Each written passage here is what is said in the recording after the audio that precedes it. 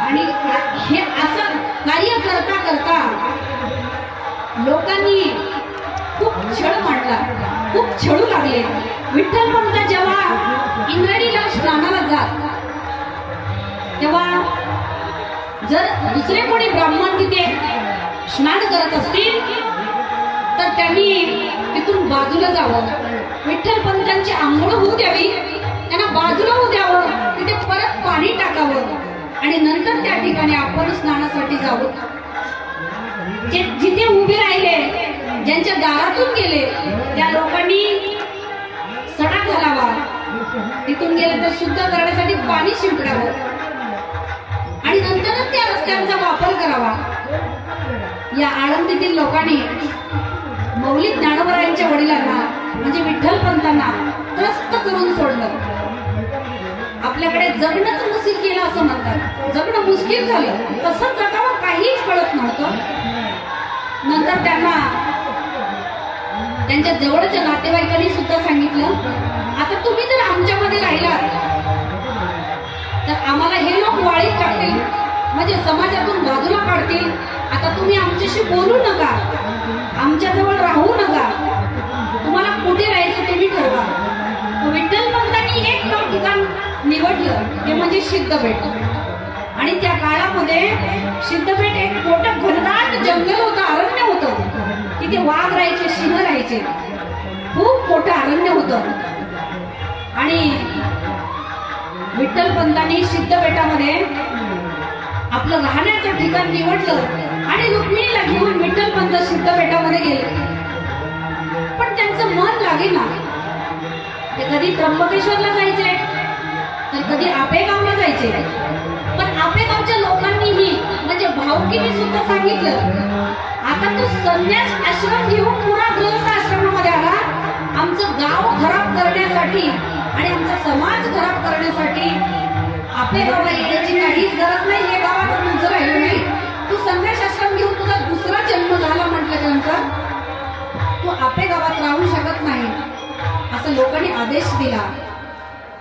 त्यांना खूप दुःख वाटलं, दुःख वाटत होतं, पण ऐकणारं कोण नव्हतं. ज्या कालामध्ये, ज्या वेळेमध्ये माणसाच्या जीवनावर एखादा मोठा डोंगर कोसळला दुःखाचा, त्या काळामध्ये दुःख कोणाला तरी सांगितल्याशिवाय ते दुःख हलकं होऊ शकत नाही, ते कमी होऊ शकत नाही.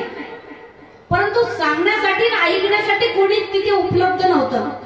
फक्त दोनच जीव होते, रुक्मिणी आई साहेब आणि विठ्ठल पंत. जिकडे जातील तिकडे दोघेच फिरायचे. आणि खंत निर्माण झाली विठ्ठल पंतांना की माझ्या गुरुजींनी मला समुद्रापासून उलट का वाहण्यास सांगितलं. त्यांनी कालच्या वेळेस सांगितलं होतं गुरुजी की ज्या वेळेला एखादी गंगा तर समुद्राला मिळाली तर ती उलटी वाहत नाही. पण गुरुजीचा एक आदेश म्हणून, गुरुजीच्या आदेशाचं पालन करून त्यांनी गृहस्थ आश्रम स्वीकारला आणि इकडे तिकडे फिरत होते. कोणी थारा देत नव्हता.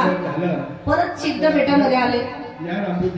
सिद्धपेठामध्ये आल्याच्या नंतर त्यांनी निर्णय घेतला, या घनदाट जंगलामध्ये आता इथे कोणीच नाही, इथे आपल्याला कोणीच नाही, चांगलं बोलण्यासाठी पण नाही आणि वाईट बोलण्यासाठी पण नाही. तिथे साधनेला सुरुवात केली. दोघांनी पती पत्नी साधना केली, भगवान शंकराची स्तुती केली, भगवान शंकराचं नामस्मरण केलं, भगवान शंकराचा अभिषेक केला. आणि असं करता करता 12 वर्ष गेली. त्या पती पत्नीला अमृतलीलाकार सांगतात, ज्ञानलीला अमृतकार सांगतात की यांनी 12 वर्ष हा त्रास सहन केला.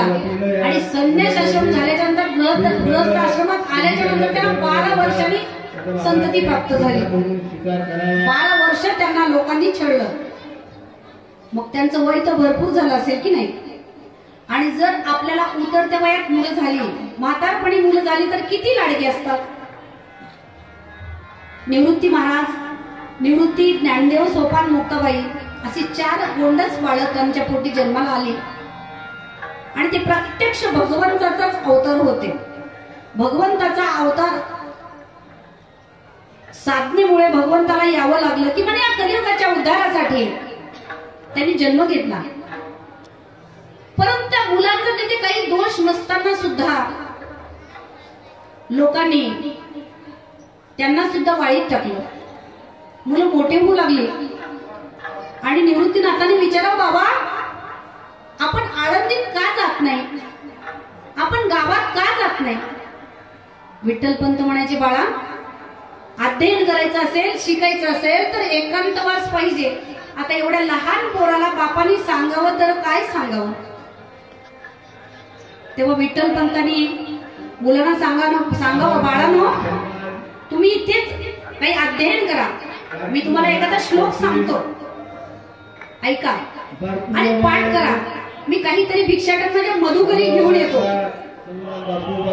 पण लोकांनी विठ्ठलपंतांना सुद्धा मधुकरी दिलीच नाही. थोडंफार जे काही मिळालं, अर्धी गोड भाकरी मिळाली तेवढी आपल्या मुलांना खाऊ घालायची आणि आपण उपाशी झोपायचं. मुलं मोठे होऊ लागले. मुलं मोठं झाल्याच्या नंतर कोणत्याही आई वडिलांना वाटतं की ज्यांचे जे काही हिंदू रीती रिवाजाप्रमाणे संस्कार आहेत ते झाले पाहिजे. रुक्मिणी आई सर्वांना वाटायचं आणि त्या आपल्या पती देवतांना सांगायच्या, अहो यांची मुंज झाली पाहिजे. आणि हा आळंदीचा समाज जर आपल्याला जवळ सुद्धा येऊ देत नाही, माझ्या मुलांचा समाजाने स्वीकार करावा यासाठी आपण काय करू शकतो? विठ्ठलपंतांनी सांगितलं, रुक्मिणी आपण काय करू शकतो हे आपण ठरवू शकत नाही. आपण करू शकतो काही पण ठरवू शकत नाही. काय करायचं हे आपल्या हातात नाही. आपण या लोकांच्या समोर गेलो पाहिजे, या लोकांना विचारलं पाहिजे. तेव्हा ज्ञानेश्वर महाराज उठले आणि सांगितलं, बाबा तुम्ही काहीच टेन्शन घेऊ नका. माऊली बोलले आपल्या वडिलांना. निवृत्तीनाथ महाराजांनी सांगितलं, ज्ञाना तू अजून लहान आहेस, तुला याच्यामधलं काही कळत नाही रे. आई बाबाचा जेव्हा संवाद चालला ना तेव्हा तू मध्ये बोलत जाऊ नकोस.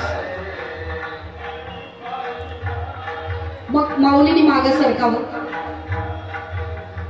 मग आई साहेबांनी सांगितलं विठ्ठलपंतांना, तुम्ही आळंदीमध्ये जा आणि ब्राह्मणाच्या समोर हे आपलं गाराणं मांडा, त्यांना सांगा की आमच्या मुलाचं मौजी बंधन झालं पाहिजे, मुंज झाली पाहिजे.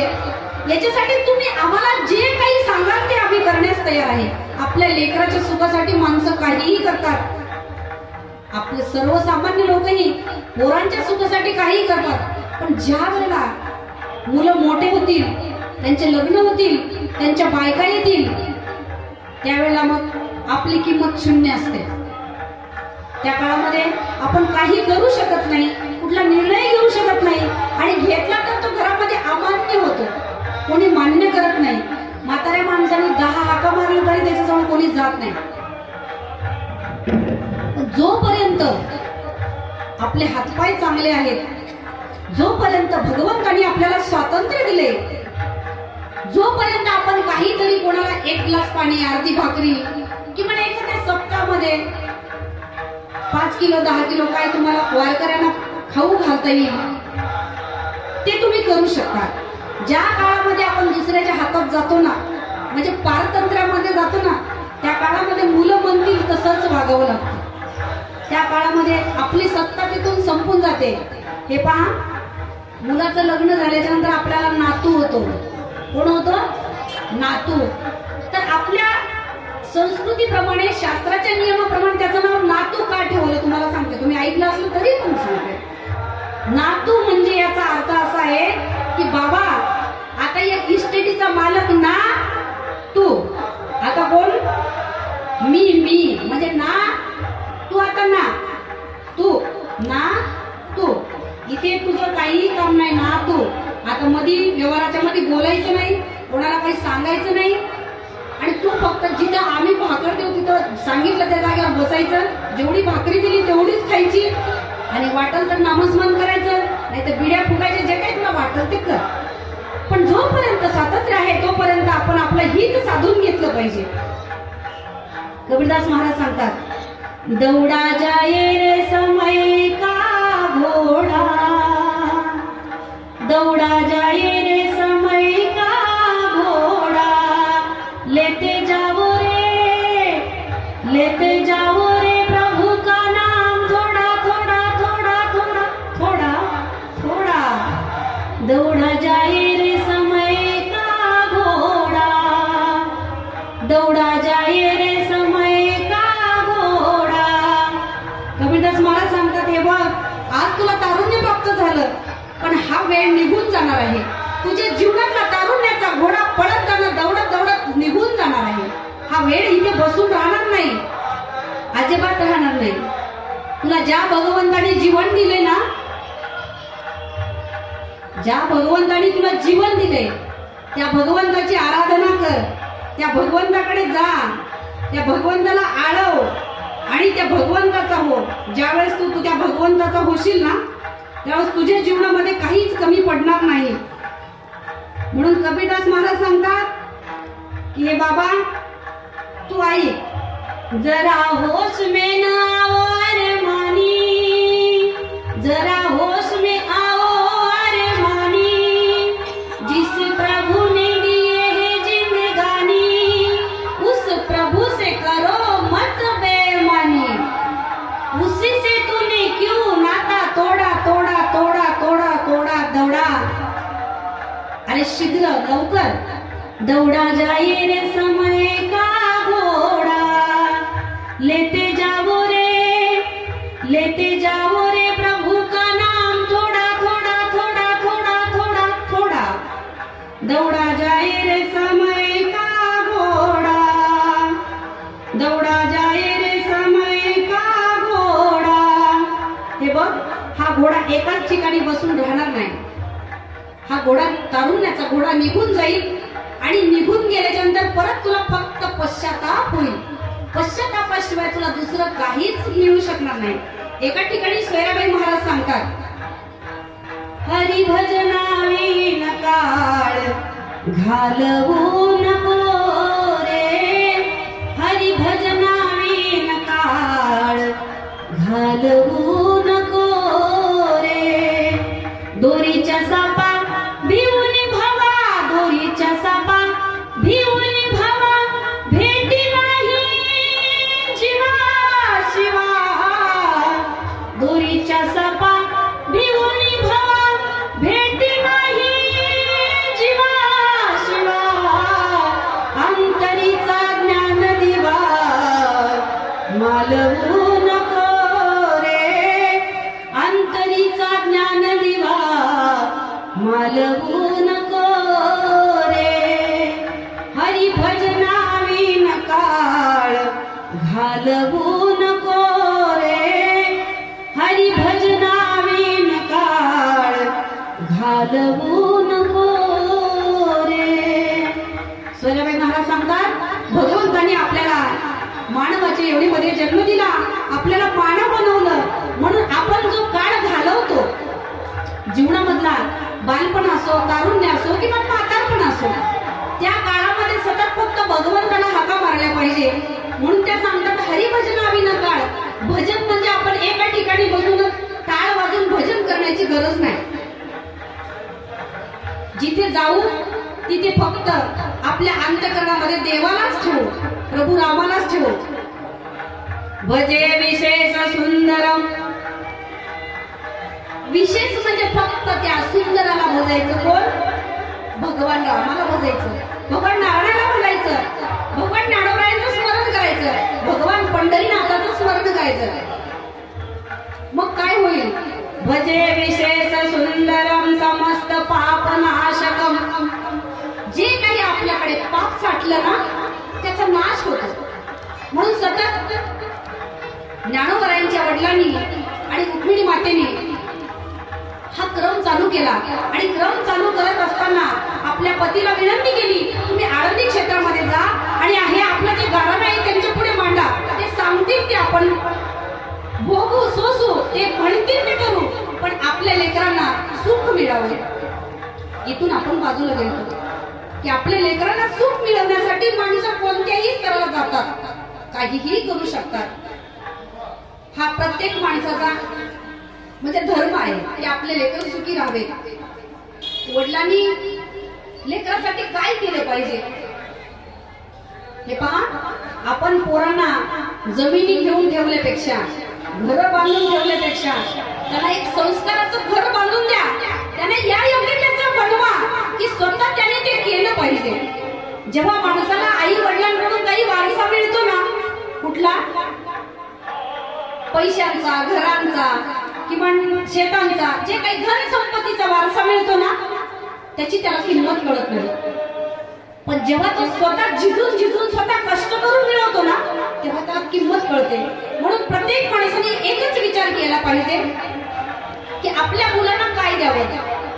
आता काही त्यांना इस्टेट जमून ठेवल्यापेक्षा, धन संपत्ती जमून ठेवल्यापेक्षा तो जीवनात संस्काराचा एक कसा मोठा बंगला बांधेल, लोकांना कसा उपयोगी पडेल. कारण आपण आयत दिल्यावर ते खाऊन पिऊन सुस्त मस्त पडतात, ते कोणाच्याही कमी पडत नाही, शेवटी स्वतःच्या सुद्धा कमी पडत नाही, स्वतःला पण गमवून बसतात. अशा अनेक उदाहरणं आपल्या समोर आहेत. ज्ञानोबांचे वडील आळंदीमध्ये आले आणि आळंदीच्या ब्राह्मणांना विनंती केली की माझ्या मुलांची मौजी बंधनं व्हावीत. मला किती छळा, मला काही म्हणा, पण माझ्या मुलांना समाजाने जवळ घेण्यासाठी, जवळ करण्यासाठी, समाजाने स्वीकारण्यासाठी मी काय करावं. त्यांनी सांगितलं उद्या या. विठ्ठलपंत सिद्धपेठात गेले. रुक्मिणी आईसाहेब आतुरतेने वाट पाहत होत्या की आता ब्राह्मण काहीतरी निर्णय देतील आणि माझे स्वामी मला येऊन सांगतील. विठ्ठलपंत सिद्धपेठात प्रवेश करत होते. रुक्मिणी आईसाहेब मुलांना पलीकडे झोपडीत सोडून अलीकडे दगडावर येऊन बसल्या होत्या. आपल्या स्वामीची वाट पाहत होत्या की मला कमीत कमी एखादा शुभ संदेश मिळेल, माझ्या लेकरांचं भलं होईल. विठ्ठलपंतांना पाहिलं आणि उभ्या राहिल्या. विचारलं, स्वामी काय दिलंय निर्णय, ब्राह्मणाने निर्णय काय दिलाय. विठ्ठलपंतांनी सांगितलं, रुक्मिणी ब्राह्मणाने कोणताही निर्णय दिला नाही, त्यांनी मला उद्या बोलवलंय, मी उद्या जाते. विठ्ठलपंत रात्रभर विचार करत होते की उद्या माझ्या मुलांबद्दल हे लोक काय निर्णय देतील, यांचा स्वीकार करतील की नाही. रात्रभर तळमळत होते, झोप आली नाही. इंद्राणी मातेच्या तीरावर जाऊन बसले. मध्यरात्री इंद्राणी मातेला प्रार्थना केली, भगवान सिद्धेश्वराला प्रार्थना केली, हे महादेवा सिद्धेश्वरा, मी जी चूक केली या चुकीमुळे माझ्या लेकरांना त्रास व्हायला नको, याची शिक्षा माझ्या पोरांना नको देवा, या समाजाने त्याचा स्वीकार करू दे. भगवान सिद्धेश्वरांना प्रार्थना केली. रुक्मिणी आईसाहेबांना जाग आली. पाहिलं तर आपले पतिदेव नाही झोपडीमध्ये. उठल्या, झोपडीच्या बाहेर आल्या आणि आवाज दिला, स्वामी कुठे आहात तुम्ही. स्वामी. विठ्ठलपंत हमसून दुमसून रडत होते. रडण्याचा आवाज आला. इंद्राणीच्या तीरावर गेल्या. इंद्राणीच्या तीरावर गेल्याच्या नंतर त्याने विचारलं, तुम्ही का रडता. रुक्मिणी तुला माहित नाही का मी का रडतो, काय झालं तुला माहित नाही का. ठीक आहे स्वामी, भगवान सिद्धेश्वराची कृपा होईलच आणि काहीतरी निर्णय मिळेलच. दोघांच्या संवादामध्ये सकाळ झाली. मुलं उठून झोपडीच्या बाहेर आली. आई बाबा आवाज दिला. रुक्मिणी आईसाने सांगितलं, हे पहा, इंद्राणीचं पाणी घ्या, डोळे धुवा, चूळ भरा. लेकरांच्या समोर या चेहऱ्याने जाणं तरी योग्य नाही. आणि हे दाम्पत्य दोघं जण मुलांकडे गेले आणि सांगितलं, काय झालं रे ज्ञाना, सोपाना काय झालं. आई बाबा तुम्ही कुठे गेले होते. अरे इथे इंद्राणीजवळ होतो, कुठे नाही गेलो, तीरावर बसलो होतो. का बसले होते. मुलांना देण्यासाठी उत्तर नव्हतं, काय सांगावं कळत नव्हतं. अरे असेच बसलो होतो रे बाबा. बरं बाबा ठीक आहे, पण तुमच्या चेहऱ्यावर उदासीनता का दिसते बाबा. ज्ञानोबांनी विचारलं आपल्या वडिलांना. नाही रे नाना, उदासीन नाहीये मी. बाबा मला तर तुम्ही उदास दिसताय. नाही नाना, असं काहीच नाही रे, तुझ्या आईचं आणि माझं थोडं भांडण झालं. काय सांगावं. बाबा तुम्ही भांडण का करता, कशामुळे भांडताय तुम्ही, काय झालं नेमकं. काही नाही झालं त्यांना. सकाळ झाली आणि ज्या वेळेला 11 वाजता आळंदीच्या ब्राह्मणांनी वेळ दिला, 11 वाजता विठ्ठल पंत आळंदीत आले. आळंदीत आल्याच्या नंतर ब्राह्मणाच्या समोर गेले, ब्राह्मणांना प्रणाम केला, दंडवत केला आणि सांगितलं, मला काय शिक्षा द्यायची ते द्या, पण माझ्या मुलांचा तुमच्या वर्णामध्ये, जातीमध्ये, ब्राह्मणामध्ये समावेश करून घ्या, त्यांना स्वीकारा. आळंदीच्या ब्राह्मणांनी सांगितलं, हे कधी शक्य आहे का? हे शक्य होणार नाही. हे सगळे निर्णय तुझ्याच मनाने घेतले जातील का? म्हणजे कर्म धर्म नियम लावलेत कशाला? मग तू तुझं करून घे ना, आमच्याकडे कशाला आला? जो ब्रह्मवृंदाच्या सभेमध्ये निर्णय होईल ना तोच होईल, तुझ्या मनाने काही होणार नाही. विठ्ठल पंतांनी 2 गुडघ्याच्या मध्ये आपलं डोकं टाकलं आणि बसले. सगळ्यांची वाट पाहत सगळे लोक आले. आळंदीचे ब्राह्मण जमले आणि सांगितलं, हे बघ, तू किती जरी नाटक केलं ना, असं बसण्याचं किती जरी नाटक केलं ना, तर तुला फक्त आता एकच शिक्षा आहे. ती कोणती? आता दिसू नये जना, आता तू या जगाच्या समोर राहू नको, देहांत प्रायश्चित्त. विठ्ठल पंतांनी ऐकलं की आता आपण असताना जर आपल्या मुलांचे एवढे हाल होतात, तर आपण नसताना यांचं काय होणार आहे? विठ्ठल पंत जड पावलांनी सिद्धगटाकडे निघाले. अगोदरच्या दिवसासारख्या आईसाहेब अलीकडेच येऊन बसले एक दगडावर, आपल्या स्वामीची वाट पाहत होते. स्वामींना पाहिलं, विठ्ठल पंतांना पाहिलं आणि रुक्मिणी आईसाहेब उठून उभ्या राहिल्या. चेहऱ्यावरची खिन्नता, उदासीनता आणि डोळ्यातले अश्रू विठ्ठल पंतांना आवरता आले नाही. आईसाहेबांनी ओळखलं की निर्णय मात्र आपल्या मनाच्या विरुद्ध आला असावा, म्हणून यांच्या चेहऱ्यावर एवढं मोठं दुःख दिसत आहे. विचारलं, स्वामी काय झालं? स्वामींनी सांगितलं, विठ्ठल पंतांनी सांगितलं, रुक्मिणी, आपले मुलं जर सुखी राहावं असं वाटत असेल ना, तर आपल्याला या आळंदीच्या ब्रह्मवृंदांनी आणि ब्राह्मणांनी देहांत प्रायश्चित्ताची शिक्षा दिलेली आहे. मग तू असं कर, मी एकटाच देहांत प्रायश्चित्त करतो आणि तू पोरांचा सांभाळ कर. आपण दोघं जर गेलो ना, आपल्या मुलांचं कसं होईल? आईसाहेब म्हणाल्या, नाही, कसं होईल ते होईल. जगी ज्यास कोणी नाही त्यास देव आहे, निराधार आभाळाचा तोची भारस आहे.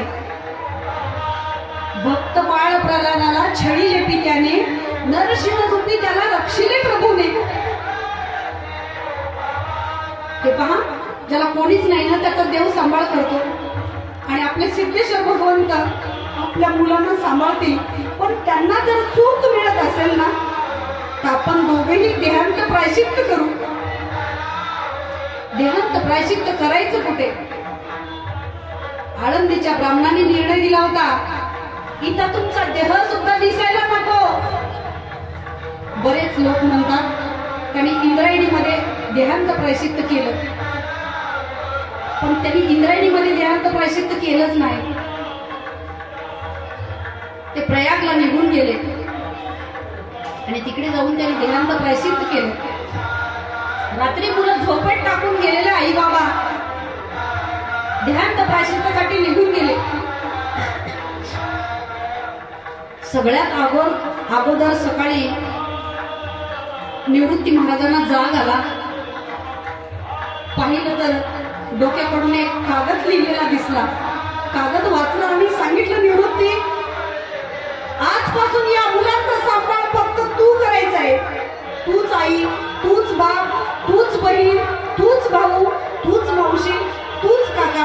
आम्ही देहांत प्रायश्चित्तासाठी जात आहोत. आम्ही देहांत प्रायश्चित्त केल्याशिवाय तुमचं मौजी बंधन होणार नाही. निवृत्तीनाथांनी कागद वाचला, कागद हृदयाशी धरला. निवृत्तीनाथ बाहेर आले आणि हंबरता फोडून रडू लागले. रडण्याच्या आवाजात आणि मुक्ताबाई जागी झाल्या आणि पटकन बाहेर आल्या. दादा काय झालं रे, का रडतोस तू, काय सांगावं आपल्याला, छोट्या मुक्तीला सांगावंच काय. सांगितलं काही नाही मुक्ताबाई, काही नाही, शांत बस. दादा सांगणार आहे. अरे आपली आई कुठे गेली, मग बाबा कुठे गेले, म्हणून रडतोस का तू, आई बाबा नाही म्हणून. हो मुक्ताबाई, म्हणूनच रडतो. ते मग आता कुठे गेले रे दादा. निवृत्तीनाथांनी सांगितलं, मुक्ते ते आता कधीच परत येणार नाही अशा गावाला गेले. दादा का बरं असं केलं त्यांनी. आणि मग आई तर माझ्याशिवाय राहत पण नव्हती, आई तर माझ्याशिवाय झोपत पण नव्हती, आई तर मी थोडी बाहेर गेली तरी मला मुक्ती मुक्ती म्हणून ओरडत होती. आणि मला आता असं एकटीला का सोडलं रे दादा, का सोडलं सांग ना. माऊली जवळ आले आणि सांगितलं, मुक्ताई रडू नको. या सृष्टीचा नियम आहे की जो माणूस या भूतलावर जन्माला आला त्याला प्रत्येकाला जायचंय. आणि म्हणून आपले बाबा निघून गेले. सोपान महाराज जवळ आले आणि ही चारही भावंड रडू लागली. रडता रडता 1 दिवस झाला, 2 दिवस झाले, 3 दिवस झाले, 4 दिवस झाले, 5 दिवस झाले, 6वा दिवस उगवला. ज्ञानोबांनी विचार केला की असं रडत बसण्यापेक्षा, आणि व्याकुळ झालेत. 6 दिवसापासून यांच्या पोटामध्ये अन्नाचा कण सुद्धा नाही. हे सगळे रडून रडून व्याकुळ झालेत. सोपान महाराजांना चक्कर आली आणि सोपानदेव खाली पडले. मुक्ताबाईने खापराचं छोटं मडकं होतं ते उचललं आणि पळत पळत इंद्रायणीमध्ये ते बुडवलं आणि भरून आणत होत्या. एवढ्यात आळंदीतल्या एका ब्राह्मणाने पाहिलं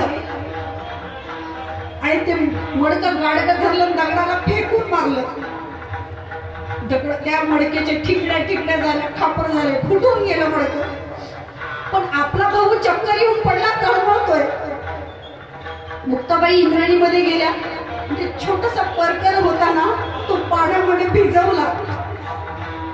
पळत पळत सोपान देवाकडे आल्या आणि तोंडात पाणी पिलं आणि सांगितलं, दादा पाणी पी. थोडं पाणी पिल्यावर डोळ्याला पाणी लावलं. सोपान देवाला थोडं बरं वाटलं. 2-3 वेळा गेला आणि एक घोट पाणी तोंडात पिलं. सोपान देव उठून बसले आणि माऊलीने विचार केला की आता आपण अन्नाशिवाय तर राहू शकत नाही. माऊली म्हटले, मुक्ते यांच्या सगळ्यावर लक्ष ठेव, मी मधुकरी घेऊन येतो. हो ज्ञानदादा, जा, काही हरकत नाही. आई वडील नाहीत हे दुःख वेगळं, पोटाला खाण्यासाठी काहीच नाही हे दुःख वेगळं, अरण्यात कोणत्याही सोयीशिवाय अंधारात राहणं हे दुःख वेगळं. म्हणजे हे जीवन सगळं दुःखाने व्यापून गेलेलं होतं. माऊली आळंदीमध्ये आले. वडिलांची मधुकरीची झोळी होतीच. झोळी काकेमध्ये अडकवली आणि आळंदीमध्ये आले. एका घरी आवाज दिला, मधुकरी. एक बाई बाहेर आली आणि विचार केला त्या माऊलीने, यांच्या आईवडील यांना सोडून गेलेले आहेत आणि त्यांनी देहांत प्रायश्चित्त केलं म्हणतात. ते देवाघरी निघून गेले. ती लेकरं 6 दिवसापासून उपाशीत आहेत. ती बाई घरात गेली. माऊली तिने थोडस पीठ आणलं आणि ज्ञानोबारायांच्या झोळीमध्ये टाकलं. ज्ञानोबारायांना खूप मोठा आभाळ एवढा आनंद झाला की एक वंजोळभर पीठामध्ये आम्ही थोडे थोडे लहान लहान एवढाले जरी नैवेद्य करून खाल्ले तरी आम्ही याच्यावर पाणी पिऊ, काही नसलं तरी. माऊलीला आनंद झाला. पुढच्या घरी गेले. मधुकरी ती बाई बाहेर आली. तिने पाहिलं. तिने सांगितलं, नाना अरे घरात तर पीठ नाही, पण मी दळण करते, गहू आहे, पेऊ करे. माऊलीने मान भोकार अर्थ मान हलवली आणि ती माऊली सुपात थोडं धान्य घेऊन आली. तेवढ्यात ते विसोबा खेचराने पाहिलं. ते विसोबा नावाचा जो ब्राह्मण होता त्यांनी पाहिलं आणि पळतच आला. त्या बाईच्या सुपाला असं खालून हात मारला आणि सगळ्या अंगणात दाणे विखरले, पडले, ते गहू खाली पडले.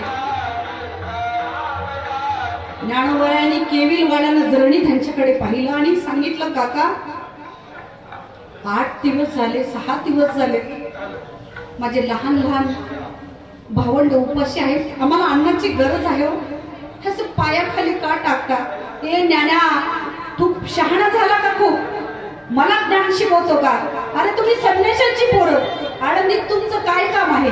कशाला आळंदीत आलात तुम्ही? कशाला काळा तोंड घेऊन आळंदीमध्ये आला रे? यापुढे जर आळंदीत दिसला तर चिखलासारखा तोडून मारेल तुला. माऊली म्हटले, काका ठीक आहे, परत येणार नाही. नाव आहे सिद्धपेठाकडे निघाले. तोंड फिरवलं. त्या विसोबा ब्राह्मणाच्या लक्षात आलं त्याच्या काकेत झोळी आहे आणि या झोळीत काहीतरी असावं. 2 पावलात जाऊन 2 डगत जाऊन झोळी धरली आणि ओढली.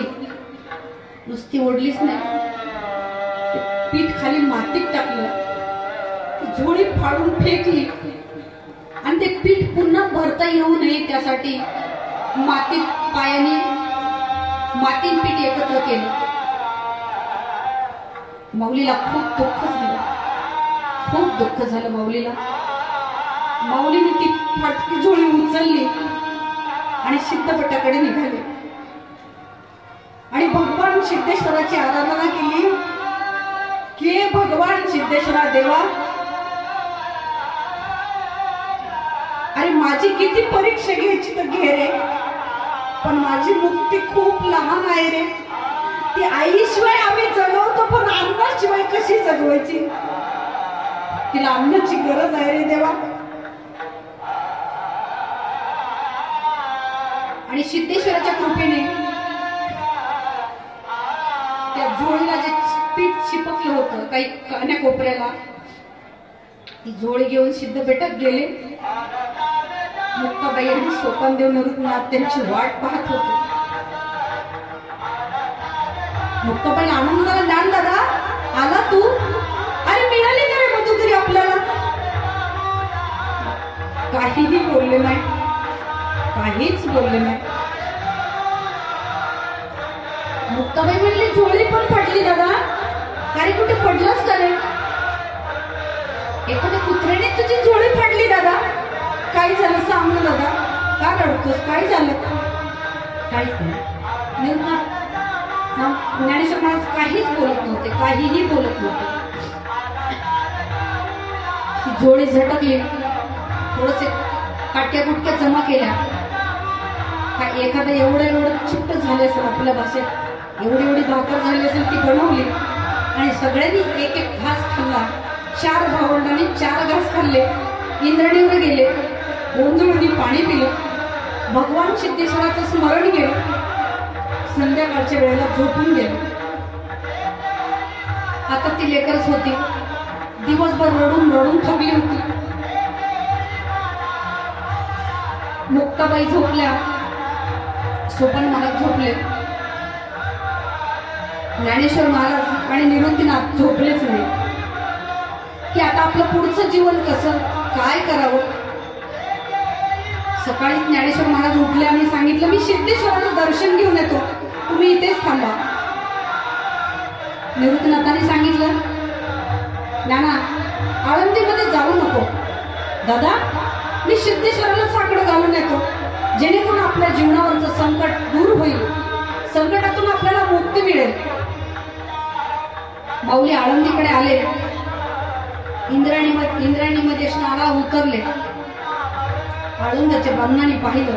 आळंदीतील ब्राह्मण एकत्र झाले आणि विसोबा ब्राह्मणांनी सांगितलं, अरे कार्ट्याला काय बघता, तो ज्ञाना आळंदीमध्ये आला, इंद्रायणी वाटवायला आला, मारा त्याला.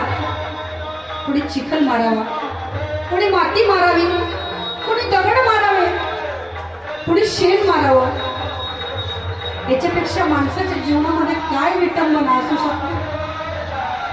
खूप मारलं लोकांनी, खूप. पण आता सांगायचं कोणाला, ऐकण्यासाठी कोणीच नाही. आणि हे दुःख जर समोरच्यांना सांगितलं ते आपल्यापेक्षा लहान आहेत, ते तुटतील, मनाने तुटतील, ते जगणं मुश्किल होऊन जाईल. माऊलीने आपला पंच उचलला आणि सांगितलं, यानंतर जरा आळंदीत दिसलात ना तर चिखलासारखा तुडवेल परत तुला. अंग चिखला मातीने भरलेलं, दगड मारलेले, कुठे डोकं फुटलेलं, कुठे खरसटलेलं. अशा अवस्थेत माऊली सिद्धपेठाकडे गेले. पण वाट चुकवली. आपल्या मुक्तीच्या समोर आपल्याला असं जायचं नाही.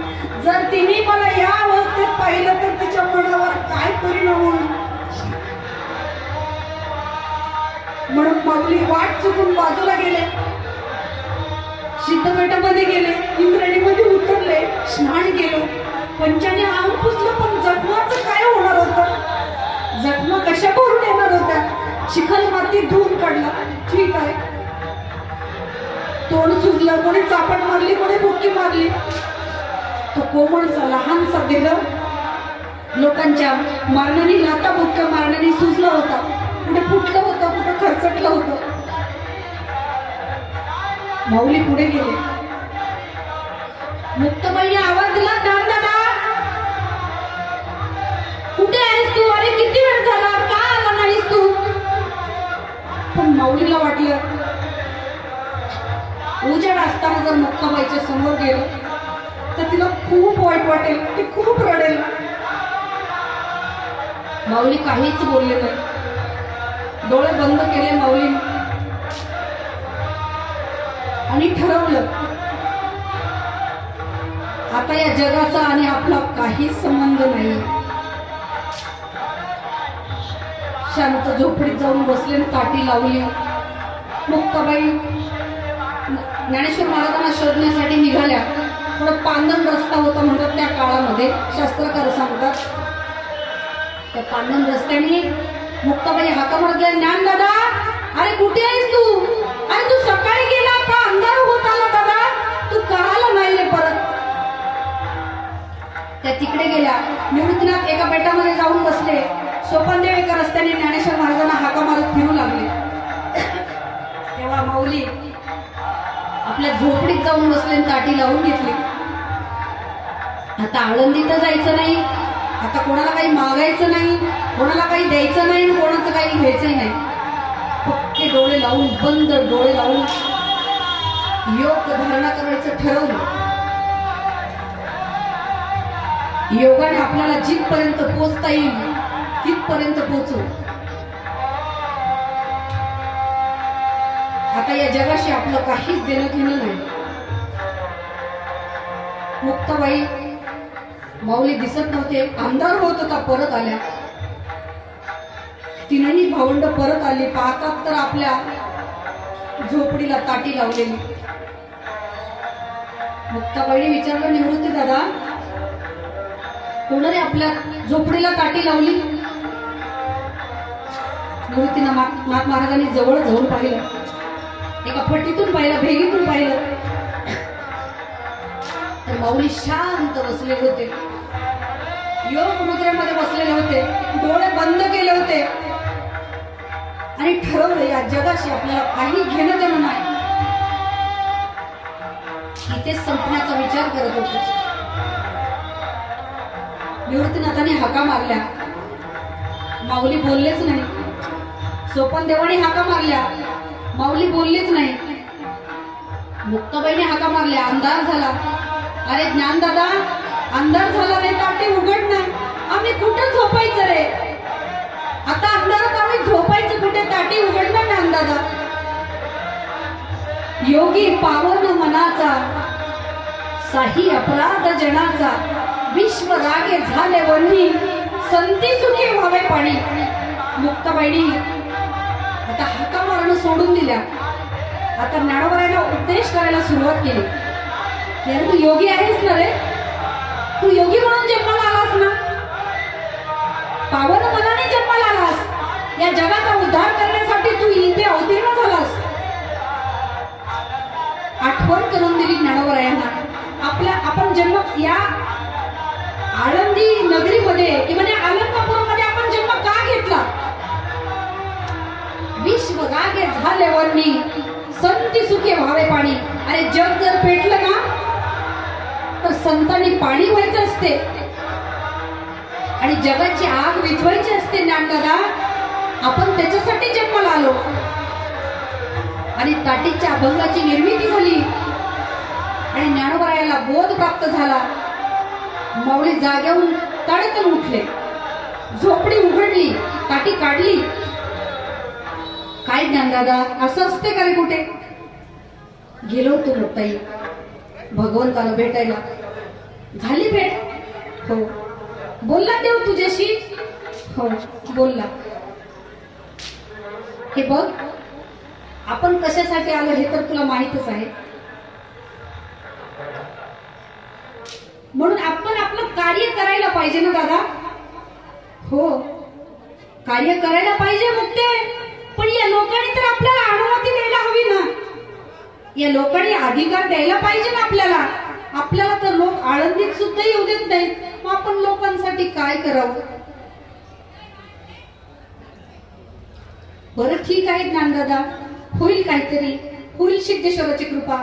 देव आपल्यावर कधीतरी कृपा करीलच ना रे दादा. निवृत्तीनाथाने सांगितलं, हा मुक्ते, देव तर कृपा करतच असतो ना आणि देव कृपा करण्यासाठीच असतो. होईल काहीतरी. सोपानदेव म्हटले, हो मुक्ताबाई, होईल काहीतरी. देव आपल्यावर नक्की कृपा करेल. तो दिवस, ती रात्र तशीच गेली. फक्त ही भावंड इंद्राणीचं पाणी पिऊन राहायची ना. खाण्यासाठी तिथे उपलब्ध काहीच नव्हतं. आणि आता त्यांच्याच नावावर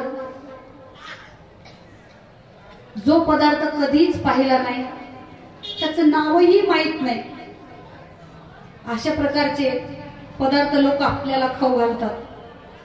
पण त्यांना अन्नासाठी सुद्धा मार खावा लागला. पुन्हा ज्ञानोबरायांनी विचार केला की चला, लोकांचं चालतच असते. पुन्हा ती फाटकी झोळी उचलली. मुक्ताबाई म्हणल्या, ज्ञानदादा, अरे दिवाळीचा सण आला, आपण मांडे करूयात का? ज्ञानोबरायांनी तर डोळेच बंद केले. ठीक आहे म्हटले, करूयात मांडे. ज्ञानोबाई मधुकरीला गेले. मग जवळपासच्या थोड्या दूर दूर खेड्यात जाऊ लागले माऊली. तरी पण तिथपर्यंत हे वातावरण पोहोचलेलंच असायचं. लोक टामणे टोमणे द्यायचेच. थोडीफार मधुकरी आणायची, एवढं तेवढं पीठ आणायचं सिद्धपेठामध्ये. पण एक दिवस मुक्ताबाई म्हटल्या, ज्ञानदादा, अरे दिवाळीचा सण आहे, आपण जर मांडे केले तर चालतील का?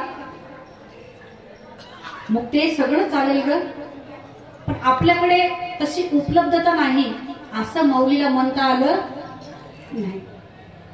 बहिणीला काय म्हणावं, बहिणीला काय बोलावं, कारण ती खूप लहान आहे. 5 वर्षाची पोरगी, ती तिला काय सांगावं? माऊली आळंदीमध्ये आले आणि एका कुंभाराच्या घरी गेले आणि सांगितलं, आहो मावशी, माझ्या मुक्तीला ना मांडे खावेसे वाटतात, आम्हाला जरा मांड्याचं खापर मिळेल का? कुंभारीन घरात गेली आणि आपल्या नवऱ्याला न सांगता मांड्याचं खापर उचललं आणि ज्ञानोबरायांच्या हातात दिलं. तेवढ्यातच विसोबा ब्राह्मणांनी पाहिलं. माऊली तिथून मार्गस्थ होणार तेवढ्यातच त्याची नजर पडली आणि सांगितलं त्या कुंभारणीला, परत जर याला दारातून उभं केलं ना तर तुला आळंदीत राहणं सुद्धा कठीण होऊन जाईल. माऊलीच्या हातचं खापर घेतलं, दगडावर फेकून मारलं, खापर फुटलं. माऊलीचा कंठ दाटून आला. आपल्या आई वडिलांची आठवण झाली. हे असे प्रसंग जर माझ्या जीवनात घडले असते तर माझी आई असती ना, तर मी तिच्या कुशीत जाऊन हमसून धुमसून रडलो असतो. पण आता आई नाही, बापही नाही. आता हे दुःख सांगायचं कोणाला? हे चारही भावंड नुसते वाऱ्यावर राहिल्यासारखे राहत होते. माऊली सिद्धबेटामध्ये गेले. मुक्ताबाई आल्या आणि विचारलं, ज्ञानदादा अरे मिळालं नाही का रे खापर मांड्याचं? मुक्ते, खापर काय करायचंय आपल्याला, खापर लागत नाही. मग मांडे कसे बनवायचे? मी सांगतो कसे बनवायचे. तर चल कर तयारी, कशी करते तशी. मुक्ताबाईने मांड्याची तयारी केली. ज्ञानदादा आता हे भाजायचे कशावर आहे? माऊलीने मुक्ताबाईच्या पुढे जसं आपण लहान मुलांना बैल बैल खेळून पाठीवर घराने, आताचे लोक तो खेळ खेळत नाही, पण माझ्या लहानपणी होता. एखाद्या माणसाने गुडघ्यावर त्या पोराच्या समोर पडावं, हात जमिनीवर टेकवायचे, त्या लेकराला पाठीवर घ्यायचं आणि घराने घोडा घोडा म्हणून फिरवायचं. माऊली त्या अवस्थेत मुक्ताबाईच्या पुढे पडले आणि सांगितलं, मांडे तयार कर आणि माझ्या पाठीवर टाक. मुक्ताबाईने मांडे तयार केले. त्या आदिमायाच होत्या.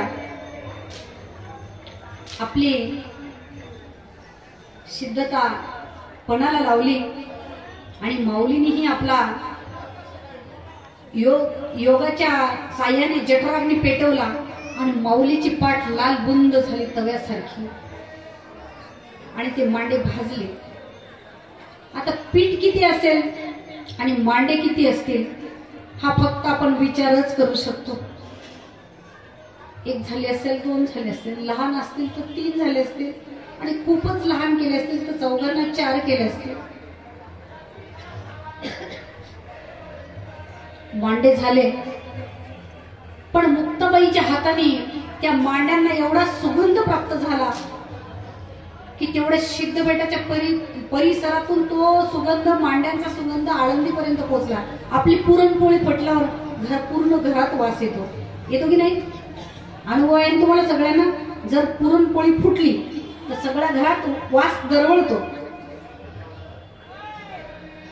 आणि तो वास दरवळायला लागला आणि तो वास त्या विसोबा खेचरापर्यंत पोहोचला. त्याने तर विचार केला, आपण तर खापर दिलं नाही यांना, पण यांनी या कार्ट्यांनी बनवलंच वाटते मांडे. चला बघूया कसे काय बनवले. तोपर्यंत मांडे भाजलेच नव्हते. माऊली गुडघ्यावर मुक्ताबाईच्या समोर हात टेकून असे पडलेले होते. घोडा या अवस्थेमध्ये मुक्ताबाईंनी सगळे मांडे बनवले आणि ज्ञानोबरायांच्या पाठीवर टाकले. मांडे फुटले, वास यायला लागला. तेवढ्यात विसोबा ब्राह्मण तिथे पोहोचल्याच्या नंतर अनेक लोकांना सोबत घेऊन गेले होते. अरे चला त्या कार्ट्यांना पाहू, त्यांना लई मांडे खावडतात. संदेशाची पोरं ती, यांना काय अधिकार आहे मांडे खायचा? कोणाला जीवनामध्ये सुख नाही देता आलं तरी चालेल, देऊ नका, पण कमी कमी ते त्यांच्या जीवनामध्ये दुःखाचे डोंगर तरी उभे करू नका, अजिबात करू नका. कारण नामदेवरायांनी सुद्धा पांडुरंगाला साकड घातलं, देवा तुझा न माझा असा काय वैराकर आहे रे की तुम्हाला एवढं दुःख दाखवतोस? देवा तुझा माझा का रे वैराकार, देवा तुझा माझा का रे वैराकार, दुःखाचे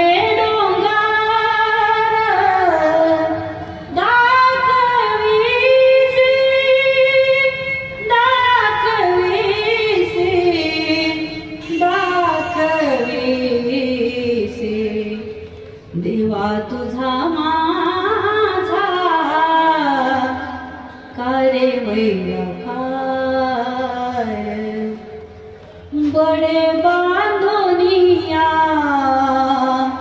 देसी काळा हाती, देसी काळा हाती, ऐसे काय चित्ती,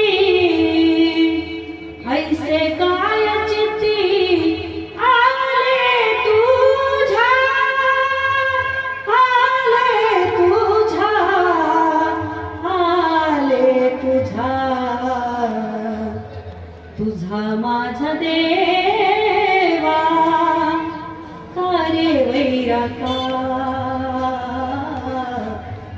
दुःखाचे डोंगर दाखविसे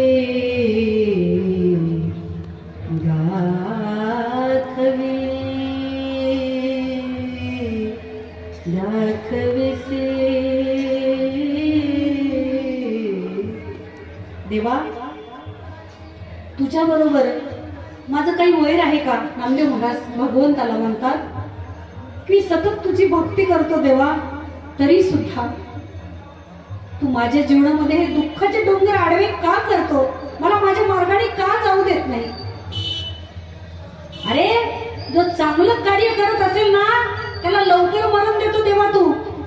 जे विचित्र लोक असतात ते लवकर मरत नाहीत, जे समाजाला बाधक असतात ते लवकर मरत नाहीत, जर्जर होऊन मरतात. कारण आपण म्हणतो असं का, पण त्यांनी केलेल्या कर्माचं त्यांना प्रायश्चित्त भोगल्याशिवाय भगवंत त्यांना इथून नेत नाही. तडफडून तडफडून मरतात. म्हणून देवा, चांगली माणसं बळे बांधोनिया देसी काळा हाती, देसी काळा हाती. नामदेवा म्हणतात, पांडुरंगा, चांगल्याच माणसाला जबरदस्ती बांधून वेळेच्या आत काळाच्या हातात देतो. आणि जे लोक इथे नको आहेत, जे समाजाला त्रासदायक आहेत, जे समाज कंटक आहेत, ते समाजाच्या कुठल्याच उपयोगाचे नाही, अशा लोकांना इथे ठेवतो. तसंच मुक्ताबाईंनी प्रार्थना केली, ज्ञानोबांनी प्रार्थना केली. मांडे भाजण्याच्या आत विसोबा केसर आणि गावातील ब्राह्मण तिथे फटीतून पाहत होते. मांडे भाजले होते, मांडे खाली काढले, एका पानावर मांडे खाली काढले आणि मुक्ताबाईंनी सांगितलं, निवृत्ती दादा, हे पान असंच इंद्रायणीला घेऊन जा. भगवान सिद्धेश्वराच्या मंदिरात तर आपल्याला जाता येत नाही, पण इथूनच देवाला नैवेद्य अर्पण करा, नंतर आपण जेवण करू. भगवान निवृत्तीनाथांनी पान उचललं, इंद्रायणीच्या तीरावर नेलं आणि भगवान सिद्धेश्वराला नैवेद्य अर्पण केला. इंद्रायणी मातेला नैवेद्य अर्पण केला. म्हणजे असं अर्पण करण्यात देण्यासारखं काहीच नव्हतं, पण मनातून अर्पण केलं की हे देवा, हे आमची तू व्यवस्था केली आहेस आणि प्रत्येक माणसाने करावी. प्रत्येक माणसाने ज्यावेळेस आपल्या ताटामध्ये 2 घास येतील, ज्या देवाचे भक्त असतील ना, त्या देवाला मनात स्मरण करून त्या देवाचे आभार मानावे. त्या देवाला सांगावं की देवा, ताठी आठवा शिळी देवा देई भुकेच्या वेळी. देवा, असे 2 घास माझ्या जीवनामध्ये सुखाचे दे. पण आपण कधीही देवाचे आभार मानत नाही, देवाचे उपकारही मानत नाही. आपल्या साधू संतांनी, आपल्या पूर्वजांनी आपल्याला ही शिक्षणाचा ठेवा आपल्या समोर ठेवला. ज्या वेळेला आपण सकाळी अंथरूण सोडून बाजूला होतो ना, त्यावेळेस आपलं शास्त्र सांगते की आपण काय केलं पाहिजे. लोकांना जोरात धक्का लागला तरी लोक भांडणं करतात, कोणाला लात लागली तरी लोक भांडणं करतात, म्हणजे मारा सुद्धा होतात. पण आपण दिवसभर या भूमीला, या पृथ्वी मातेला दिवसभर पायाने तुडवतो. सगळी घाण आपल्या देहाचं जे काही असेल, मन मूत्र सगळं तिच्यावर विसर्जन करतो. म्हणून तिच्या ऋणातून उत्तीर्ण होण्यासाठी सकाळी उठल्याच्या नंतर समुद्र वसने देवी पर्वत स्तनमंडले विष्णुपत्ती नमस्तुभ्यम पादस्पर्शम शमक्षमे. जर एवढं येत नसेल, संस्कृत येत नसेल, तरी अंथरुणावरून खाली पाय टाकायच्या अगोदर आपलं डोकं आणि आपलं नाक तिच्याशी भेटवलं पाहिजे, नाक घासलं पाहिजे की हे पृथ्वी माता, मी आता दिवसभर जे अपराध करणार आहे ते सगळेच अपराध तू पोटात घेतेस, म्हणून तुला सकाळी उठल्या उठल्या वंदन करतो. एवढं तर आपण बोलू शकतो की नाही? बघा, तिला जर राग आला तर मग भूकंप होत असतो. मग भूकंप झाल्यावर कोणाचं काहीही चालत नाही. तसं साधू संतांना जर राग आणावर झाला तर भूकंप होतो. परंतु या जगाच्या कल्याणासाठी, जगाच्या कल्याणा संतांच्या विभूती देह कष्टविधी परोपकारे, या जगाच्या कल्याणासाठी जो त्रास आपल्या नशिबाला येईल, आपल्या पदरात येईल, तो सगळ्याच संतांनी सहन केला तो फक्त तुमच्या आमच्यासाठी केला, की पुढे येणाऱ्याचं पुढे जे पिढ्या चालत राहतील, हे सृष्टीचक्र जसं फिरत राहील तसं यांचा चांगलं व्हावं आणि चांगले मार्ग मिळावे म्हणून त्यांनी खूप त्रास सहन केला. विसोबा केदार ब्राह्मण गेले आणि प्रसाद मागितला मांड्याचा. कोणाला? मुक्ताबाईला. मुक्ताबाई बोलल्या, काका आव्हा प्रसाद नाही, प्रसाद म्हणू नका, आणि प्रसाद असेल माझ्या ज्ञानदानाच्या झोळीतला जर प्रसाद होऊ शकत असेल तर तुम्ही ती झोळी फाडून पीठ कसं तुम्ही सांगू शकता खाली? हा प्रसाद नाही, ही आमच्या उदराची भूक शमवण्यासाठी, भूक भागवण्यासाठी आम्ही केलेला एक खटाटोप आहे. की माणसं उपाशी असल्यावर कुठूनही कुठे जातात आणि शिळ्या भाकरी असल्या, वाळल्या असल्या, तुकडे असले, काही असलं, खराब झालेलं असलं, बुरा आलेला असलं, विटलेलं असलं तरी काही इलाज नसतं, ते आपोआप पोटात जातं. कारण जठराग्नी भडकलेला असतो. काहीतरी भुकेच्या वेळी आपल्याला खायला पाहिजे असलं. जरी झाला संन्यासी तर 12 वाजता तोंड वाशी, असं संन्यासाचं मत आहे की 12 वाजले की जठराग्नी भडकतो. पण विसोबाने थोडा प्रसाद मागून घेतला. हा प्रसंग संपला आणि मग हे ब्राह्मण थोडेसे जवळ गेले. मांडे पाहिल्याच्या नंतर ज्ञानोबाने विचारलं, काका आता तुमची आमची दुश्मनी संपली, मग तुम्ही एक काम करा ना, आम्हाला शुद्धीपत्र मिळवून दिलं तर बरं होईल. तेव्हा आळंदीतल्या ब्राह्मणांनी सभा घेतली आणि सांगितलं, यांना जर शुद्धीपत्र मिळवायचं असेल तर यांना आपण पैठण गावामध्ये पाठवू. त्या काळामध्ये या महाराष्ट्राचे सगळे निर्णय काशी गावात, जसं उत्तर प्रदेशमध्ये जसे काशीमध्ये होत होते तसं पैठण क्षेत्री व्हायचे. महाराष्ट्रात काही झालं धर्माविषयी तर पैठण क्षेत्रामध्ये जाऊन तिथून निर्णय आणायचा. आणि त्यांनी पत्र लिहिलं आणि ज्ञानेश्वर महाराजांच्या स्वाधीन केलं आणि सांगितलं, ज्ञाना हे पत्र घेऊन आता तुम्ही पैठणला जा, पैठणचे ब्राह्मण तुम्हाला न्याय देतील, शुद्धीपत्र देतील, ते घेऊन या. आणि त्यांनी जर सांगितलं तर आम्ही तुमचा स्वीकार करू. निवृत्तीनाथ, ज्ञानदेव, सोपान, मुक्ताबाई ते आळंदीच्या ब्राह्मणाचं पत्र घेऊन निघाले पैठणसाठी. दर मुक्काम दर कोस करत ते पैठणला पोहोचले. तिथे एक त्यांचे पाहुणे होते, कृष्णाजी देवमुळे त्यांचं नाव होतं, की आपल्या वडिलांचे मामाच आहेत हे त्यांना माहीत झालं आणि ते कृष्णाजी देवमुळेच्या घरी गेले, विठ्ठलपंतांच्या मामाकडे गेले. हे चारही भावंड आणि ते जवळच पत्र दाखवलं आणि सांगितलं, हे आळंदीच्या ब्राह्मणांनी पत्र दिलंय आम्हाला बाबा, आम्हाला शुद्धीपत्र मिळेल का? तोवर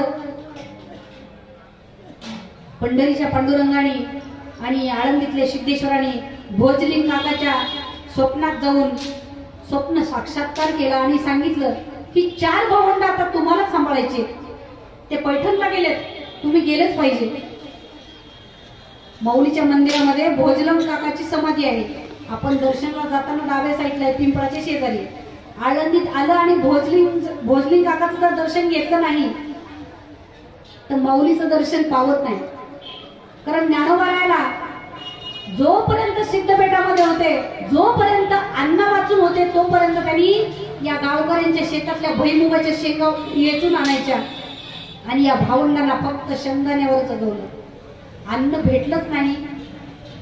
दिवसभर शेंगा वेचायच्या, संध्याकाळी थोडं खाऊ घालायचं. आणि आजही ज्ञानोबारायांच्या आरतीच्या वेळेला प्रसाद शेंगदाण्याचा आहे. का? हे उपकार भोजलिंग काकाचे आहेत.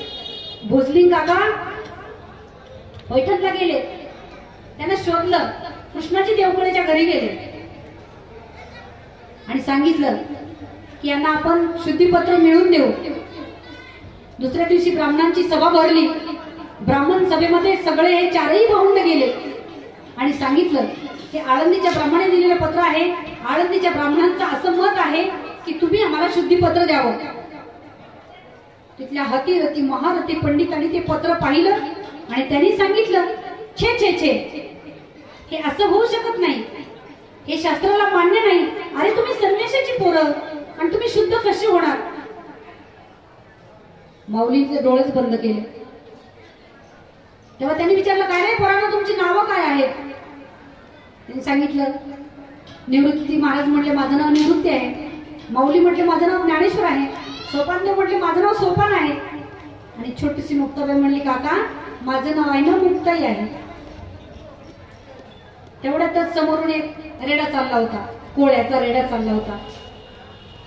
मग ते म्हणले, तुझं नाव जर ज्ञानदेव आहे, ज्ञानेश्वर आहे, तर आमच्या रेड्याचं नावही ज्ञानेश्वर आहे. तुझं नाव ज्ञानेश्वर आणि याचं नाव तुझ्या त्याच्यात काही फरक आहे? माऊली म्हटले, काहीच फरक नाही. ज्ञानदेव म्हणे, तोही माझा आत्मा. बर, मग त्याला जी इज्जत झाली ती तुला होईल का? माऊली म्हणाले, नक्की होईल, नक्की होईल. की प्रत्येक माणसं एकच आहे. माझा देव प्रत्येकाच्या हृदयामध्ये आहे. रीता ठाव कुठेच नाही, सगळे एकच आहेत. तो आणि मी, त्याचा आणि माझा आत्मा एकच आहे. आणि या ब्राह्मणाने आसोड घेतला आणि त्या रेड्याच्या पाठीवर मारला. जसा आसोड मारला, मारित आसोड मैशाची या पाठी, तोची ओळ उठी ज्ञानदेवा. माऊलीच्या पाठीवर ओळ उठला. मुक्ताबाई ओरडून म्हणतात, अरे मारू नका रे, मारू नका. माझ्या ज्ञानदानाला लागताय, तुम्हाला दिसत नाही का रे? काकांना, दादांना, बाबांना तुमचे पाय पडते, मारू नका रे, मारू नका. विनंती केली आणि सांगितलं, थांबा, नका मारू. काही लोक पाहण्यासाठी तर थोडं काही कमी असलं, गावातले लोक तर जमतातच, बरेच लोक जमले. काही लोक म्हणत होते, एवढ्या लहान मुलं अन्याय करणं बरोबर नाही. एवढे लहान मुलं म्हटल्यानंतर मुलं सगळ्याचीच असतात. पण काही म्हणत होते, अरे ही संन्याशाची पोरं आहेत, यांना ही शिक्षा मिळायलाच पाहिजे. काही म्हणत होते, अरे यांच्या सुखासाठी यांचे आई वडील यांना सोडून, एवढ्या लहान वयात सोडून ध्यान तर प्रसिद्ध करून गेले. 4 लोकांचे 4 बोल आले. कृष्णाजी देवकुळने तिथल्या ब्राह्मणांना विनंती केली, विठ्ठल पंतांच्या मामानेही यांना काहीतरी निर्णय द्या आणि यांना समाजात वागता येईल, राहता येईल, असं काहीतरी करा. तेव्हा त्या पैठणच्या ब्राह्मणांनी निर्णय घेतला.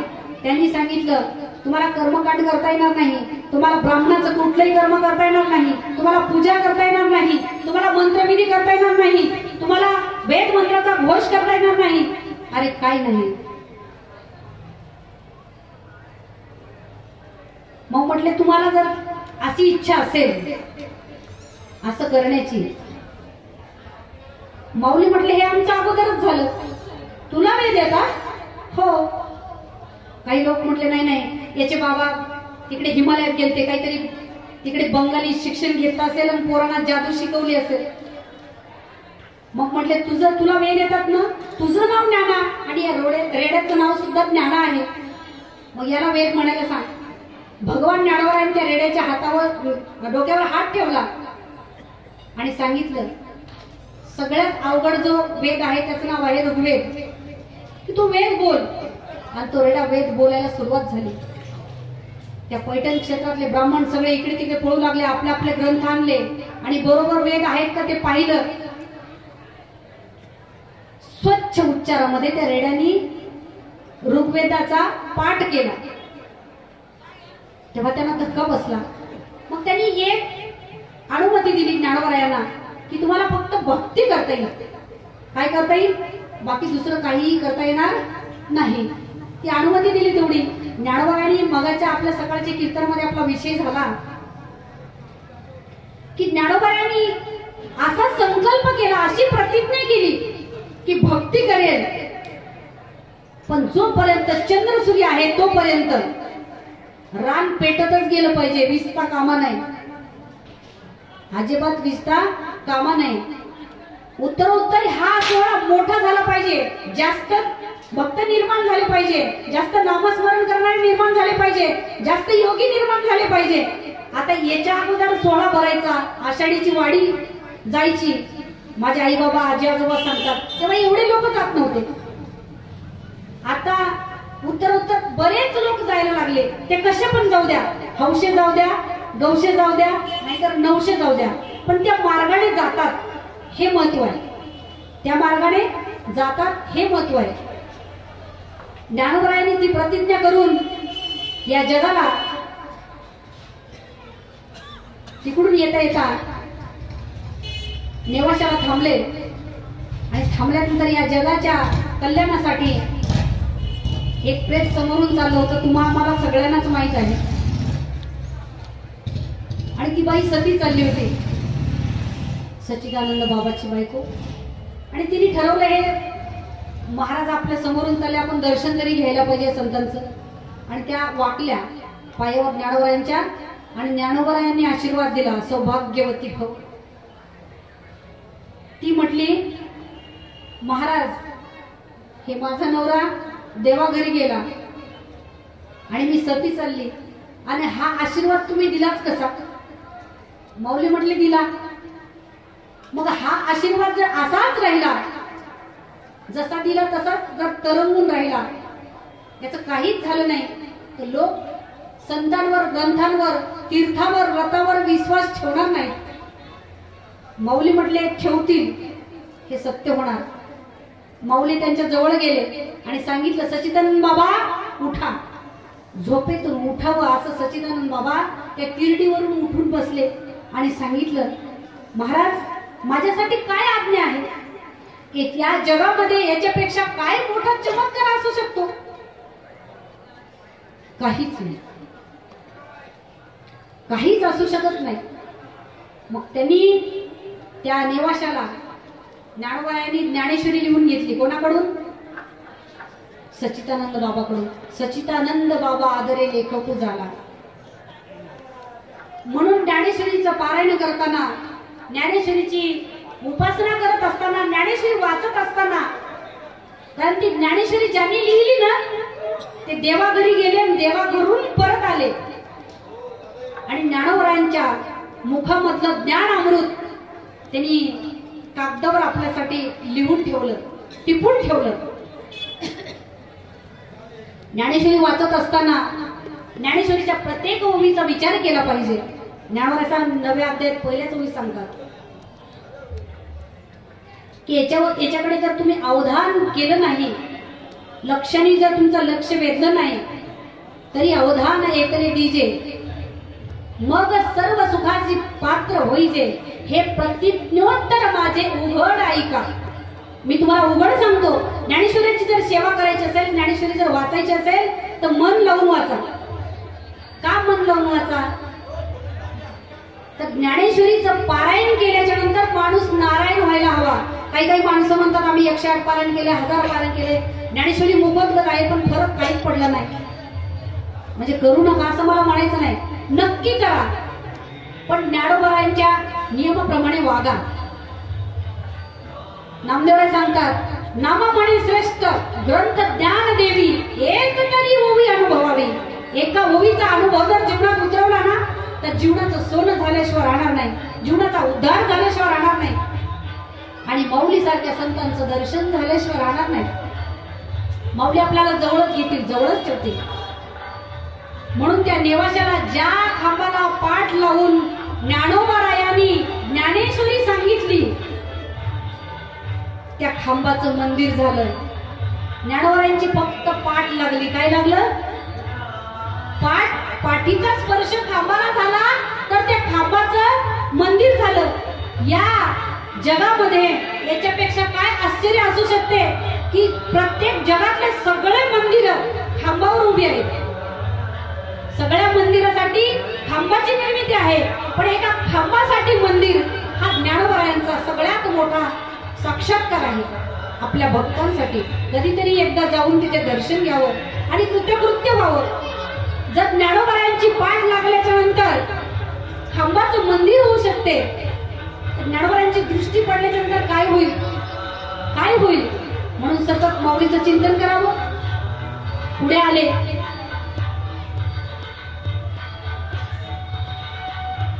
आता मला तिकडून आदेश आलेला आहे आणि ते नेवाच्या ठिकाणी मुक्कामी राहिले.